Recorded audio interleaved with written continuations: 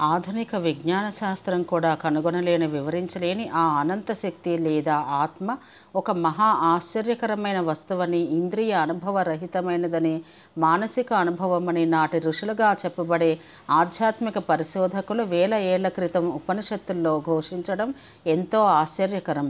ఉపనిషత్తులు ఆ ఆత్మ గురించి పరిపరి విధాల వర్ణిస్తూ ప్రతి ఒక్కరిని మానవత్వం నిండిన విశ్వనరునిగా జీవించమంటూ, బతికినంత కాలం జ్ఞానపీఠికపై కర్మయోగిగా జడ గ్రంథిని చిదిమివేసి మోక్షాన్ని అనుభవించాలని ఉపదేశిస్తాయి. ప్రాణసహితంగా ఉన్నా ప్రాణరహితంగా ఉన్నా నీవే ఆ అనంత శక్తిగా అనుభూతి చెందాలి అని చెబుతాయి. అనుభూతి అనేది మనసు చేసే మథనం. ఇదే విషయాన్ని ముండకోపనిషత్తు ఆ ఆత్మ కళ్ళతోనో ఇతర ఇంద్రియాలతోనో తెలుసుకొనబడదు, తపస్సు వల్లనో కర్మల చేతనో లభించదు. సాధకుని మనసు విశుద్ధమైనదై ఉండి నిరంతరం ఆ ఆత్మతో తాదాత్మ్యత పొందడం వల్లనే దాని సాక్షాత్కారం పొందడం సాధ్యమవుతుందని తెలుపుతోంది. అంతేకాకుండా నయమాత్మ బలహీనేన లభ్యం అంటూ ఆత్మను బలహీనులైన వారు పొందలేరు.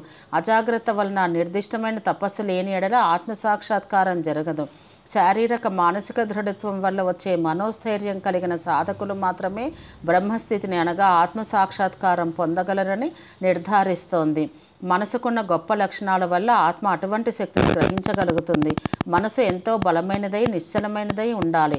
దృఢమైనది ఎందుకంటే ఆత్మతో ఏకత్వాన్ని అనుభవించినప్పుడు కలిగే ఆనందాన్ని భరించగలిగినదై ఉండాలి.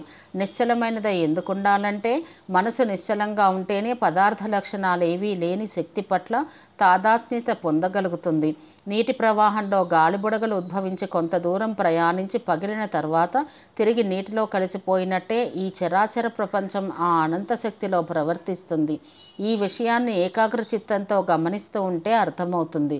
ఈ విధమైన ఏకాగ్రత మనలో ఎనలేని మార్పును తెస్తుంది. ఏ పదార్థంపైన జీవిపైన వ్యామోహం కానీ విరక్తి కానీ కలగదు.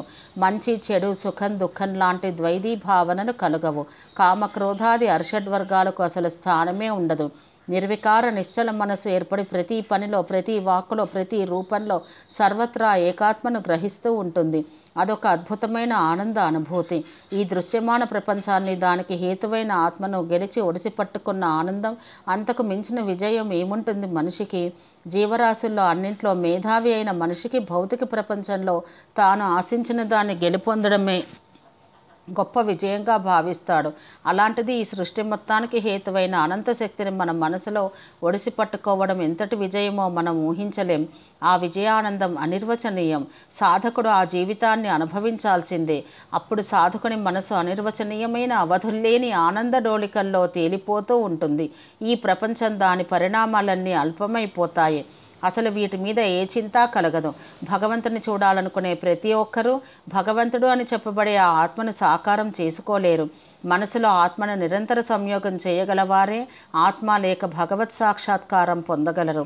అలా పొందినవారు అద్వైత చిత్తులై కులమత లింగ భాష ప్రాంత జైవికాది భేదాలకు అతీతులై ఉన్నత మానసిక స్థితిలో ఓలలాడుతూ ఉంటారు. అదే స్వర్గం, అదే మోక్షం.